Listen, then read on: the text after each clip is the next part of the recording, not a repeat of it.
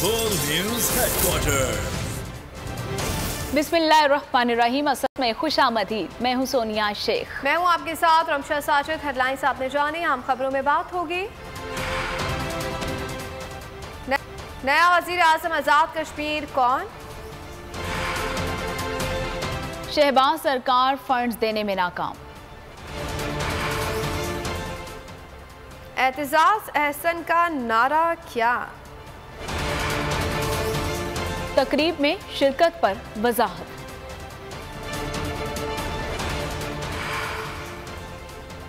और चमचमाती ट्रॉफी की नुमाइश कब? बुलेटिन का आगाज करेंगे और सबसे पहले आपको बताएंगे कि ख्वाजा फारूक अहमद आज़ाद कश्मीर के कायम मुकाम वज़ीर आज़म मुकर्रर कर दिए गए हैं। उनकी तकर्री के हवाले से बाकायदा नोटिफिकेशन भी जारी कर दिया गया है। नए वज़ीर आज़म के इंतखाब तक ख्वाजा फारूक वज़ीर आज़म रहेंगे और अपने फ़राइज़ सर अंजाम देंगे। तो आपको बता रहे हैं कि ख्वाजा फारूक अहमद आज़ाद कश्मीर के कायम मुकाम वज़ीर आज़म मुकर्रर कर दिए गए हैं। उनकी तकर्री के हवाले से नोटिफिकेशन भी जारी कर दिया गया है। नए वज़ीर आज़म के इंतखाब तक ख्वाजा फारूक वज़ीर आज़म के फ़राइज़ सर अंजाम देंगे। आज़ाद कश्मीर का नया वज़ीर आज़म कौन होगा? चेयरमैन तहरीक-ए-इंसाफ इमरान खान ने लाहौर ज़मान पार्क में बैठक लगा ली है। साबिक वज़ीर आज़म अब्दुल क़य्यूम नियाज़ी के साथ मुशावरत की गई। आज़ाद कश्मीर असम्बली से ताल्लुक़ रखने वाले मज़ीद रहनुमा आज चेयरमैन PTI से मुलाकात करेंगे। वज़ीर आज़म आज़ाद कश्मीर की दौड़ में और कौन कौन शामिल है? मज़ीद नाम आज सामने आने का इम्कान है। और मुजफ्फराबाद हाई कोर्ट का बड़ा फैसला। वज़ीर आज़म आज़ाद कश्मीर सरदार तनवीर इलियास को तौहीन अदालत केस में नाअहल करार देते हुए ओहदे से बरतरफ कर दिया गया। अदलिया ने तनवीर इलियास के अदलिया मुखालिफ बयान दिया था। वज़ीर आज़म सरदार तनवीर आज़ाद कश्मीर हाई कोर्ट में पेश हुए। समाअत के दौरान वज़ीर आज़म आज़ाद कश्मीर की तकारीर के क्लिप चलाए गए। सरदार तनवीर इलियास ने बयानात पर गैर मशरूत मुआफ़ी मांगी और ताहम अदालत ने मुआफ़ी कबूल नहीं की। फुल बेंच ने उन्हें अदालत से मुतल्लिक बयानात पर कसूरवार ठहराते हुए असम्बली की रुकनियत और वज़ारत उज़्मा के ओहदे से नाअहल करार दे दिया। कोर्ट की समाअत ख़त्म होने तक सज़ा भी सुना दी। खबरों में आगे देखिए। इलेक्शन कमीशन की रिपोर्ट जमा। तनवीर इलियास की नाअहली के बाद अब शहबाज शरीफ की बारी है। रहनुमा तहरीक-ए-इंसाफ असद उमर ने प्रोग्राम नेशनल डिबेट पे गुफ्तगू करते हुए कहा कि आइन तोड़ने को नज़रअंदाज नहीं किया जा सकता। देखते हैं सुप्रीम कोर्ट क्या करती है। पार्लियामेंट में 1 साल से आइन के मुताबिक फैसले नहीं हो रहे। तनवीर इलियास को बयानात पर नाअहल किया गया, ऐसा कभी हुआ नहीं। नून लीग वालों ने अदलिया के खिलाफ क्या क्या बातें नहीं की। सुप्रीम कोर्ट मामला देख रही है। आसिफ अली जरदारी का मुज़ाकरात से मुतालिक बयान खुश आइंद है। आज़म आज़ाद कश्मीर की जो आज बात की, उनको तो सिर्फ बयान देने के ऊपर तौहीन अदालत के ऊपर सज़ा हो गई और उनको हटा दिया गया अपने ओहदे से और उनकी मेंबरशिप ख़त्म कर दी गई। पाकिस्तान के वज़ीर आज़म जो है वो तो सुप्रीम कोर्ट के ओहदे की ऑर्डर की बाकायदा एलानिया उससे बगावत कर रहे हैं। तो अब देखें सुप्रीम कोर्ट ऑफ पाकिस्तान क्या करती है। पाकिस्तान का आइन फैसला करेगा कि ये 1 दिन होने चाहिए, 2 दिन होने चाहिए। पाकिस्तान के आइन वाजे है, सुप्रीम कोर्ट का फैसला आ चुका है। तो अब तो सिर्फ वो अपनी फहरिस्त लंबी कर रहे हैं उन लोगों की जो आइन से इनराफ करने के लिए हुकूमत को बरगला रहे हैं। सुप्रीम कोर्ट एक्शंस लेंगी और क्या एक्शन ले सकते हैं? कंटेम्प्ट ऑफ कोर्ट में वज़ीर आज़म पाकिस्तान को घर भेजा जा सकता है, सारी काबीना को भेजा जा सकता है। वो एक्शन तो खैर वो फैसला करेंगे। 1 साल गुजरने के बाद पाकिस्तान की मईशत की तारीखी तबाही और बर्बादी करने के बाद अब वो कह रहे हैं कि नहीं वो तो मुल्क इतना ख़राब हो चुका था, इमरान खान के वक्त में ये मुमकिन ही नहीं था। वज़ीर आज़म को फारिग किया गया तो हम भी तैयार हैं। जिसकी लाठी उसकी भैंस वाला रवैया अपनाया तो हमसे भी यही तवक्को रखें।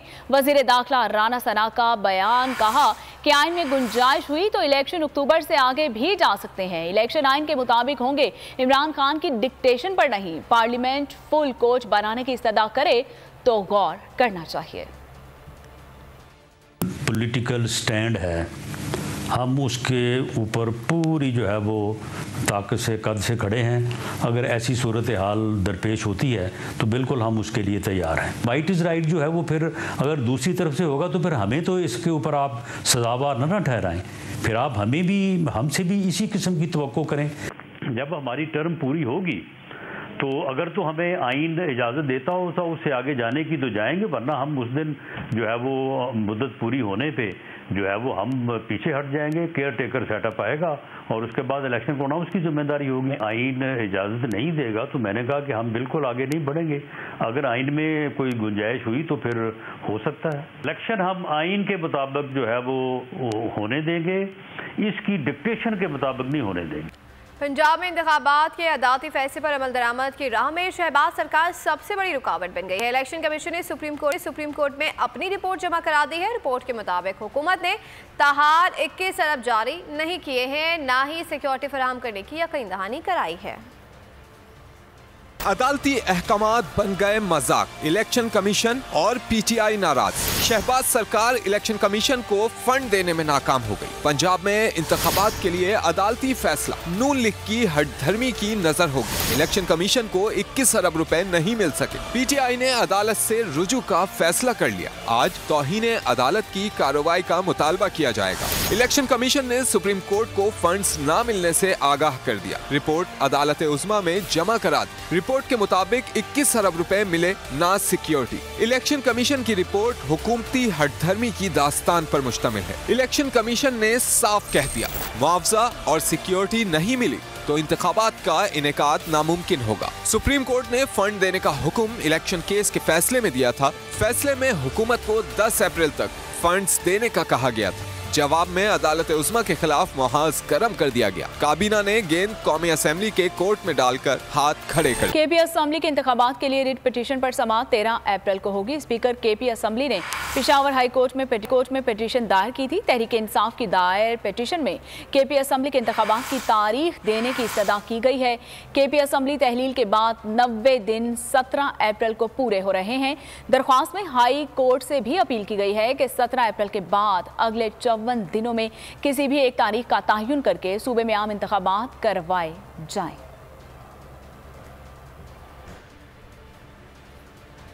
अदलिया के इख्तियारात पर कतगा नामंजूर। Supreme court practice and procedure act 2023 supreme court Islamabad high court में चैलेंज कर दिया गया।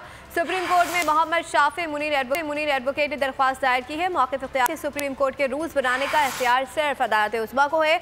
हालिया कानून साजी बदनीयती पर मबनी है। आर्टिकल 70 के तहत एक्ट ऑफ पार्लियामेंट के जरिए सुप्रीम कोर्ट के इख्तियारात महदूद नहीं किए जा सकते। एक्ट को गैर कानूनी और गैर आइनी करार दिया जाए। वकील सैयद आफ्ताब ने इस्लामाबाद हाई कोर्ट में एक्ट को चैलेंज कर दिया। दरख्वास्त से मौक़िफ़ अपनाया है कि बुनियादी मुतालबा सिर्फ आर्टिकल 184 के तहत फैसलों के खिलाफ हक अपील का था। अपील का हक चीफ जस्टिस के इख्तियारात में कमी लाए बगैर दिया जा सकता है। दरख्वास्त में supreme court practice and procedure act का कलअदम करार देने की इस्तदा की गई है। हम मुल्क बचाने निकले हैं, आओ हमारे साथ चलो। सीनियर कानूनदान एतजाज़ अहसन ने नारा लगा दिया। वीडियो पैगाम में सुप्रीम कोर्ट के बाहर रोज़ाना इजहार यकजहती के लिए मुजाहरे की अपील कर दी। वीडियो पैगाम में कहा कि तमाम पाकिस्तानी सुप्रीम कोर्ट के बाहर पुरअमन मुजाहरे में शिरकत करें, हाथों में कतबे उठाकर आएँ जिसमें नारे दर्ज हों कि हम मुल्क बचाने निकले हैं, आओ हमारे साथ चलो। चीफ जस्टिस तेरे जानिसार बेशुमार, नजरिया ज़रूरत नामंजूर। मुल्क में शिद्दत पकड़ता सियासी बहरान, मैदान में आ गए कानूनदान। 50 माहिरीन कानून की आम तरीन गोल मैच कॉन्फ्रेंस तलब कर ली गई। गोल मैच कॉन्फ्रेंस 15 अप्रैल को लाहौर में होगी। लतीफ़ खोसा की क़यादत में एतजाज़ अहसन और ख्वाजा तारिक रहीम मेज़बानी करेंगे। कानूनी माहिरीन की अहम दस्तूर मुमलिकत की तक़दीस, अदलिया की आज़ादी के उन्वान से कॉन्फ्रेंस का इनेकाद होगा। गोल मैच कॉन्फ्रेंस में मुल्क के सिफ़े अव्वल के आईनी और कानूनी माहिरीन शरीक होंगे। सुप्रीम जुडिशल काउंसिल में सुप्रीम कोर्ट के सीनियर जज जस्टिस काजी फाइज ईसा के खिलाफ रेफरेंस दायर कर दिया गया। सदर गुजरांवाला बार चौधरी परवेज आबिद की जानिब से दायर करदा रेफरेंस में जस्टिस काजी फाइज ईसा को आर्टिकल 209 के तहत ओहदे से हटाने की इस्तदा की गई है। रेफरेंस की कॉपी सदर मुमलिकत डॉक्टर आरिफ अलवी को भी इरसाल कर दी गई है। पार्लियामेंट क्यों गए? जजेस से मुतालिक ज़ाब्ता अखलाक की खिलाफ वर्जी क्यों की? जस्टिस काजी फाइज ईसा की बरतरफी के लिए रेफरेंस दायर।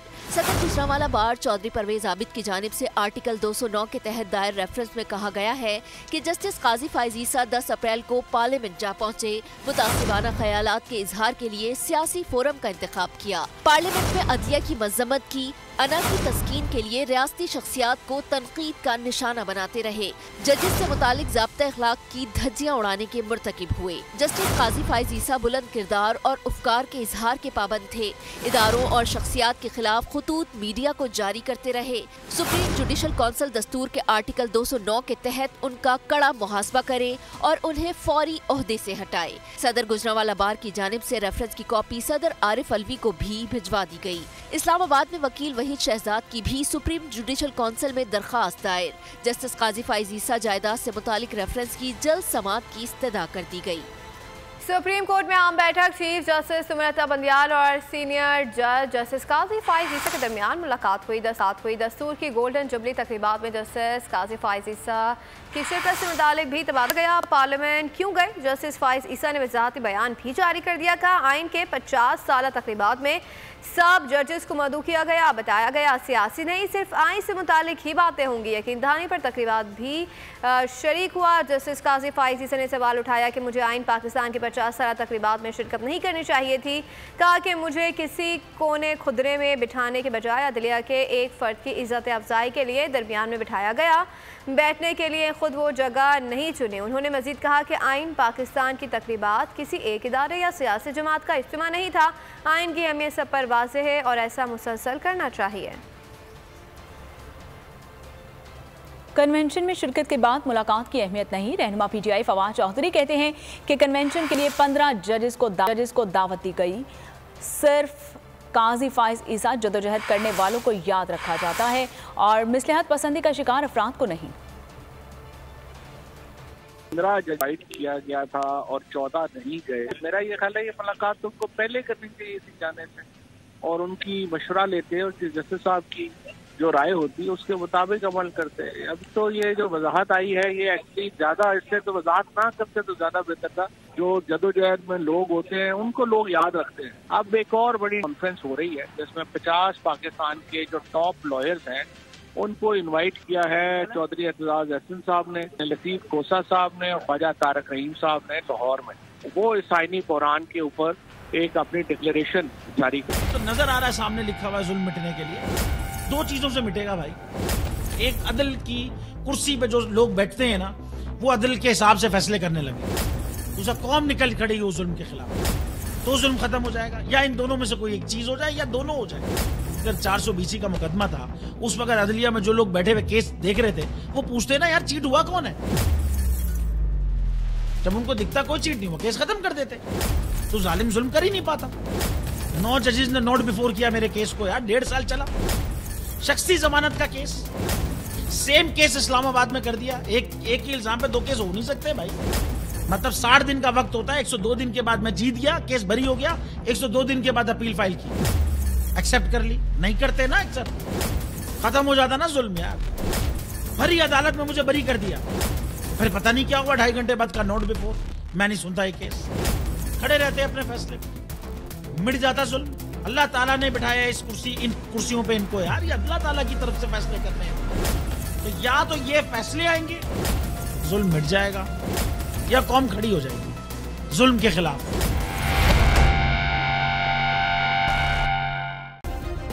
सब्सक्राइब करें और बेल दबाएं ताकि कोई खबर रह न जाए।